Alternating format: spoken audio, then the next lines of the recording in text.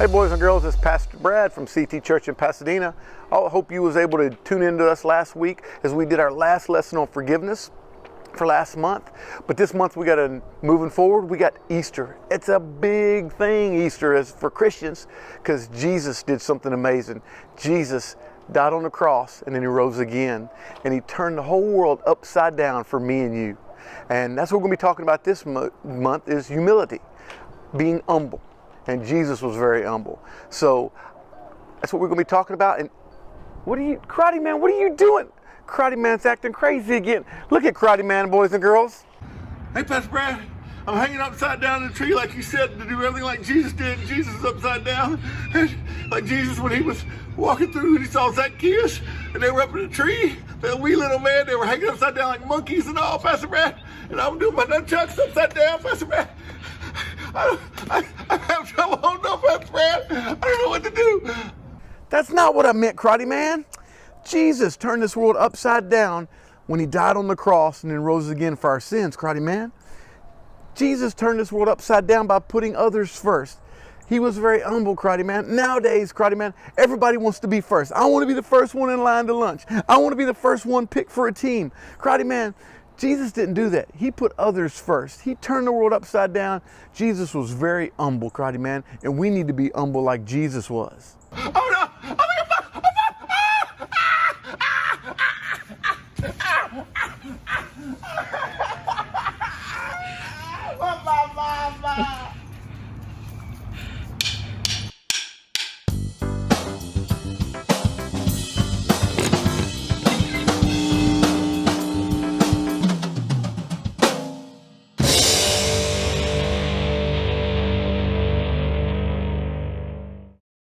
What's it like to feel humbled? Oh, that's not a word we use every day, but it's humbling when you receive a gift you didn't expect. It's humbling when someone says you don't have to pay even though you messed up. It's humbling when your dad takes an entire day off of work just to spend it with you. It's humbling when you see an incredible sunset and realize that God handcrafted it with you in mind. Wow. Being humbled makes you feel small in a good way. It makes you feel grateful.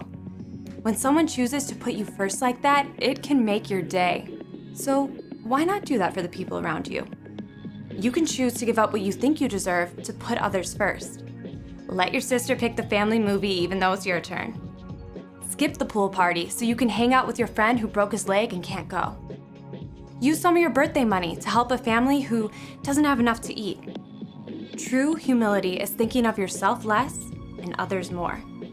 When you live your life with humility, you bring praise to God. You lift him high because others can see God at work in you. That's why humility is an amazing way to worship God with your life. Because worship is about more than just singing loud. It's all about living loud.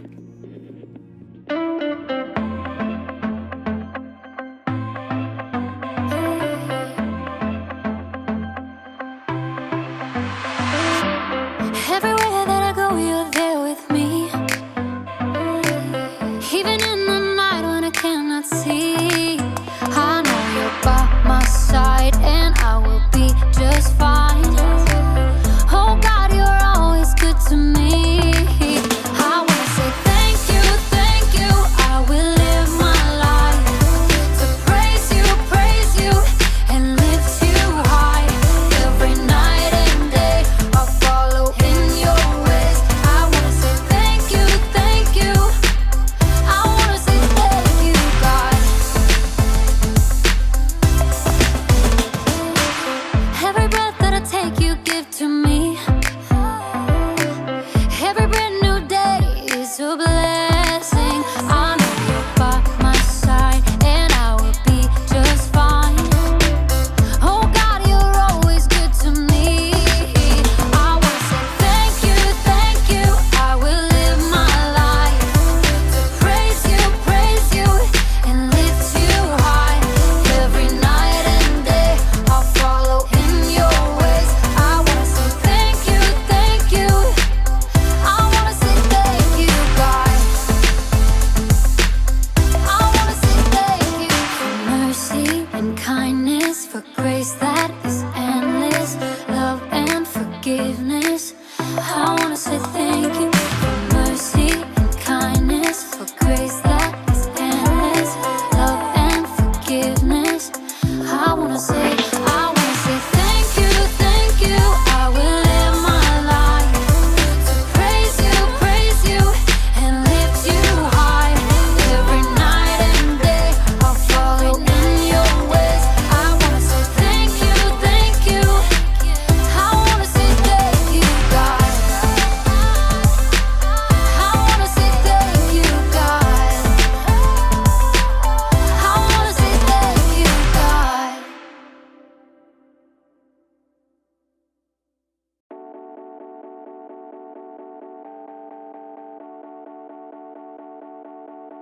Hey, this is Jacob. Or, just Jake. Is everyone okay? There was like an earthquake or something in my room. I didn't feel it when I was outside my room, but then when I came in the room, everything was turned upside down. My table, my bed, also known as my couch, my Ferrari, my sculpture. That's better. I don't know how this could have. Wait a second. Is there such a thing as roomquake?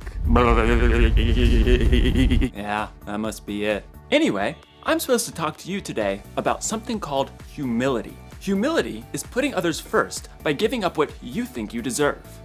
So that means like doing stuff for others, I guess? Like my friend Chris. He's really good at humility. I mean, he humiliates me like all the time. Am I saying that right? Humiliate. Humiliate. He shows humility to me. He's super busy, but he always takes the time to put me first by playing his April Fool's surprises on me. Like the time he put my keys in Jell-O. Or the time he made me a tray of brownies.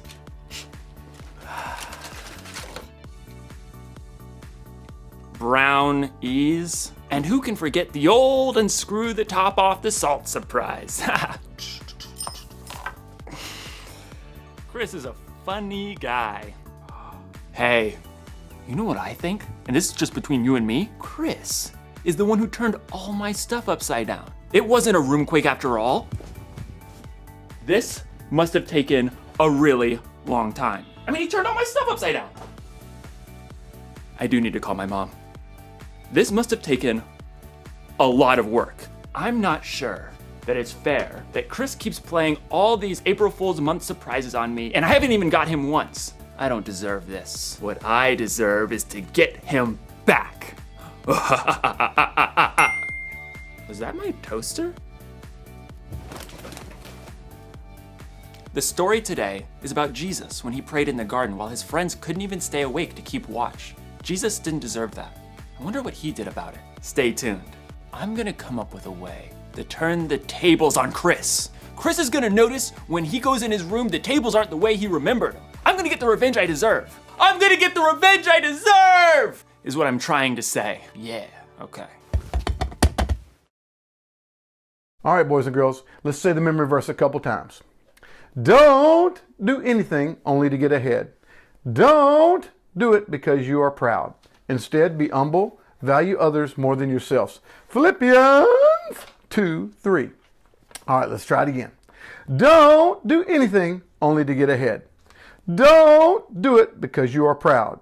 Instead, be humble, value others more than yourselves. Philippians 2:3. Good job, boys and girls. Boys and girls, how about a memory verse game? Me and Miss Kim got out here. We wrote the memory verse on the sidewalk with some sidewalk chalk. All right?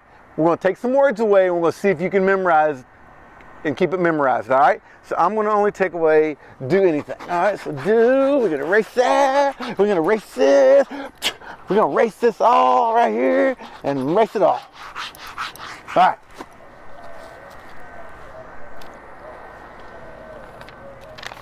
Don't do anything only to get ahead. Don't do it because you are proud. Instead, be humble, value others more than yourselves. Philippians 2:3. All right, boys and girls, y'all did pretty good there. We're going to take some more words away. All right, we'll take away be humble. All right, let's erase it right here. Looks like green boogers on the concrete. Ah! All right, let's try it again. All right, don't do anything only to get ahead. Don't do it because you are proud. Instead, be humble, value others more than yourselves. Philippians 2:3. All right, boys and girls, y'all are doing awesome, man. But this time, I want you to yell it so loud that your mom and dad's eardrums pop in the living room so that they know you're saying it loud. All right? Oh, this looks like yellow slime. All right, are y'all ready? Here we go. Let's go one more time. All right, y'all ready? Don't do anything only to get ahead. Don't do it because you are proud. Instead, be humble. Value others more than yourselves. Philippians 2:3. Well, you know what, boys and girls? I think we need to get the fireman coming out in me, and then we're gonna take this memory verse and we're gonna spray it all down right there. There we go. We're gonna spray this memory verse right on off this concrete. And boys and girls, I'm gonna spray you too. I'm gonna spray you, boys and girls. The Bible. It's 66 books of history, stories, letters, and poetry that fit together to form God's one big story. The epic adventure of how He created us and loves us so much that He made a way to rescue us. As we travel through the Bible, from Genesis to Revelation, we discover people who met God and found their lives changed forever. And now for an amazing story, inspired by the book of Matthew, chapter 26, verses 36 through 56. For months, the Jewish religious leaders had been plotting to silence Jesus. He called us pretenders, snakes! On the Sunday before Passover, Jesus entered Jerusalem to great cheers from the crowds. Blessed is the one who comes in the name of the Lord! But even as the crowd swarmed in to see what Jesus would do and say, one of Jesus' closest followers, Judas, went to the religious leaders with a very sneaky plan. What are you willing to give me if I deliver him over to you? How about a cool 30 pieces of silver? Jesus knew these plans, but he also knew that his mission was to face those who hated him and let them take him without defending himself. He prepared his closest friends for this during a Passover meal, and then afterwards led them out of the city toward the Mount of Olives. Judas had already left them. In a little while, you will no longer see me. Then after a little while, you will see me. I came from the Father and entered the world. Now I am leaving the world and going back to the Father. The air cooled as the evening darkened. This very night, you will all turn away because of me. Peter, the most outspoken of Jesus' friends, quickened his step and tightened his hand on the sword he was carrying. All the others may turn away because of you, but I never will. What I'm about to tell you is true. It will happen tonight. Before the rooster crows, you will say 3 times that you don't know me. I may have to die with you, but I will never say I don't know you. Me too. Same. By the time Jesus and his friends reached the Garden of Gethsemane, they were exhausted. Sit here while I go over there and pray. As the other disciples settled in on the cold, rough ground, Jesus took Peter, James, and John along with him to a grove of ancient olive trees. The weight of what was coming pressed down on him. My soul is very sad. I feel close to death. Stay here. Keep watch with me. We're here for you. We got this. Prayers. The 3 friends found seats among the knotted tree roots, and Jesus went on a little further. Then suddenly, he fell down on the ground, face first into the dirt. Words poured out from deep inside. My Father, if it is possible, take this cup of suffering away from me. But let what you want be done, not what I want. After a short time, Jesus returned to his friends. They had all fallen into restless sleep. Jesus touched Peter's arm.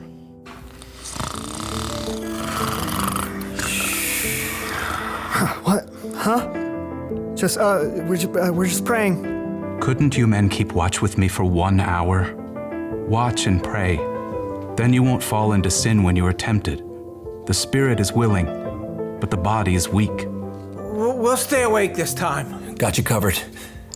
Again, Jesus threw himself down to pray. His pain was so deep, blood and sweat beaded on his forehead. My Father, is it possible for this cup to be taken away? But if I must drink it, may what you want be done. Jesus returned to his friends once more, to find them still sleeping. The agony in his spirit forced Jesus to lay his heart out to God once more. He prayed the desperate words again, begging God to take away what was coming, and at the same time, revealing his complete trust in God's plan. Let what you want be done, not what I want. At last, Jesus knew the time had come. He returned to find Peter, James, and John buried deep in sleep. Beyond them, his other followers slept too. Are you still sleeping and resting? The disciples struggled through a fog of sleep, blinking and yawning. Below them, torchlight showed an angry mob climbing up the hill. The men were waving swords and clubs, shouting as they came. Look, the hour has come. The Son of Man is about to be handed over to sinners. Get up, let us go. Here comes the one who is handing me over to them. Jesus' friends staggered to their feet, and Peter clutched his sword. As the mob marched closer, they could explain to them that he would greet Jesus with a kiss, so they would know exactly which man to arrest. Greetings, teacher. Judas ignored the other disciples and went directly to Jesus, kissing him on the cheek in greeting. Jesus drew back and looked Judas directly in the face. Friend, do what you came to do. The mob surged forward as the disciples just stood there, frozen and confused. As men grabbed Jesus, Peter suddenly sprang to life, awkwardly drawing his sword. Should we use our swords? Peter didn't wait for an answer, but he struck out wildly. His blade sliced right through the ear of the high priest's servant. Oh! Stop this! Jesus touched the servant's ear. Immediately, he was healed. Put your sword back in its place. Do you think I can't ask my Father for help? He would send an army of more than 70,000 angels right away. But then how would the scriptures come true? They say it must happen in this way. Jesus turned back to the mob and the men who held him. They hovered there, uncertain, in the flickering light of their torches. Am I leading a band of armed men against you? Do you have to come out with swords and clubs to capture me? Every day I sat in the temple courtyard teaching, and you didn't arrest me. But all this has happened so that the words of the prophets would come true. No one could respond to Jesus. Instead, they arrested him and led him away. And his friends who said they'd be with him through anything ran away. Jesus made the choice that would bring life to everyone, but that would cost him everything.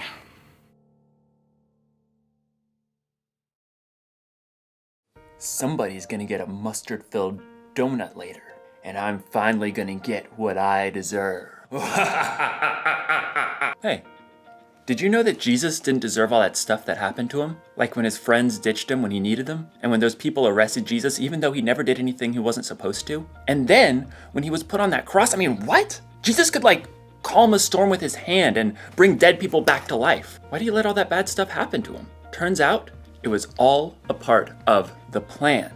When God created the world a whole bunch of years ago, he knew people were gonna need help if they were gonna have a relationship with him. So, he told people he was sending someone who would have to pay for all the stuff they did wrong. And that someone was Jesus.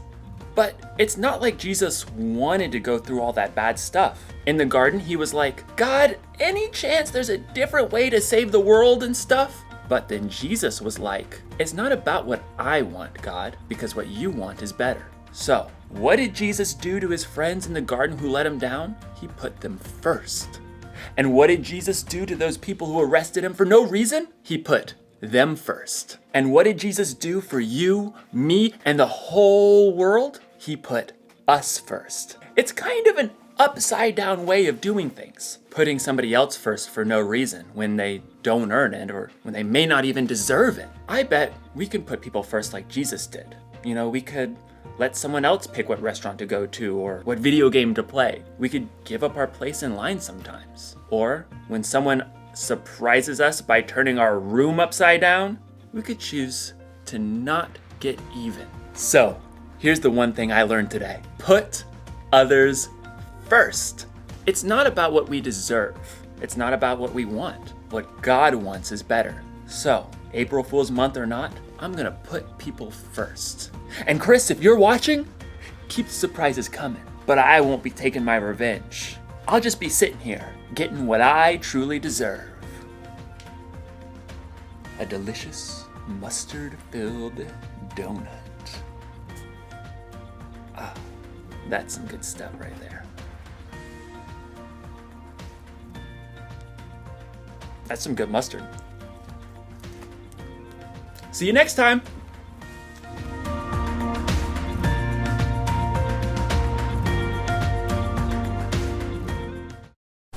Well, kids, we hope that you had fun with us today learning about humility. Don't forget that we'll be checking back in with you guys at noon on Wednesday for more on putting others first. And if you would, go online and download your take-home page so that you can be practicing what you learned today. We'll see you guys later. Love you. Bye!